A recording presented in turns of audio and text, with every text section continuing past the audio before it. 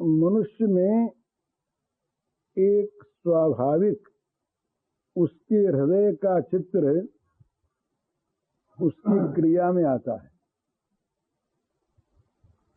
तो परनिंदा, परदोष दर्शन, परदोष कथन, ये इतना बड़ा एक दोष है कि इसमें यदि मनुष्य का अभ्यास हो जाता है और ये वस्तुएं अगर प्रिय मालूम होने लगती हैं तो दुनिया में दोष गुण तो रहते ही हैं।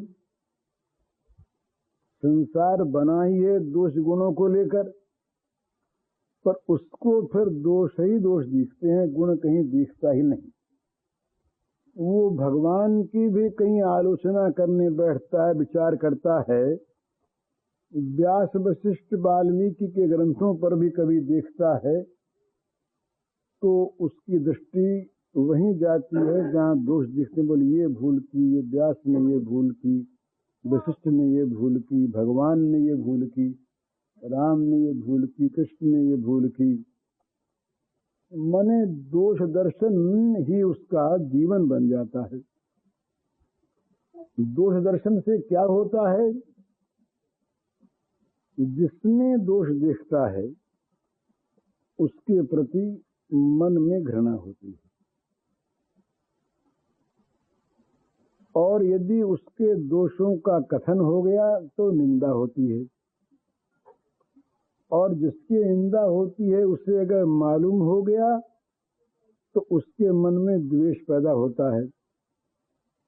वो बदले में निंदा करता है। वो अगर ये सुन पाते हैं तो इनमें द्वेष और बढ़ता है। तो एक पूरी लड़ाई शुरू हो जाती है जीवन में।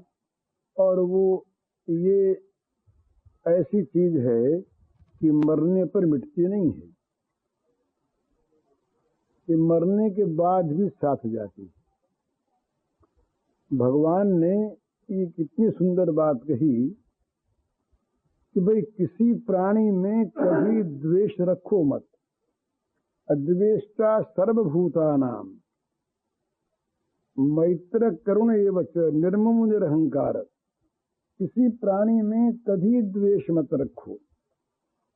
अगर द्वेष लेके मरोगे तो परंपरागत द्वेष रहेगा तुम्हारे हृदय में, जलाता रहेगा हमेशा। तो सबके मित्र बनो, दुखियों पर दया करो, पर वहां भी ममता न कर बैठो। ममता को लेकर मरोगे तो बंधन फिर होगा।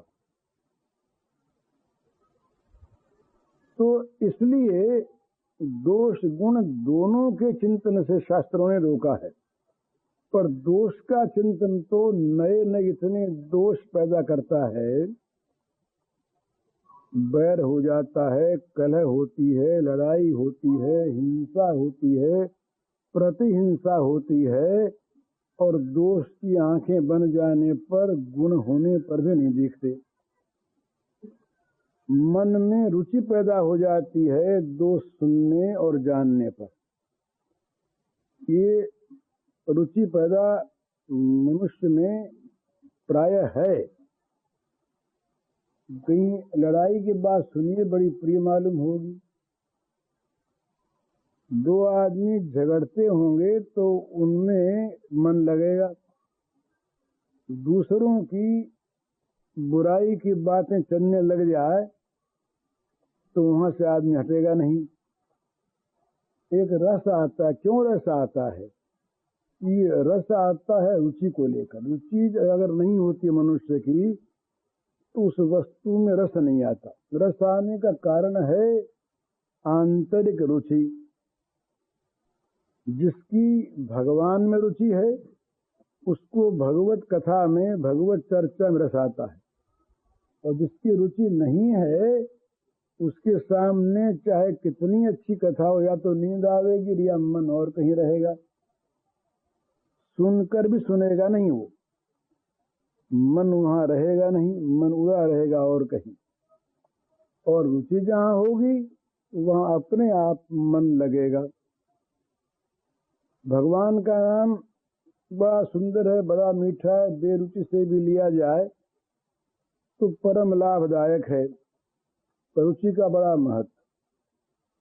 3 बात चैतन्य महाप्रभु ने सनातन गोस्वामी से कही।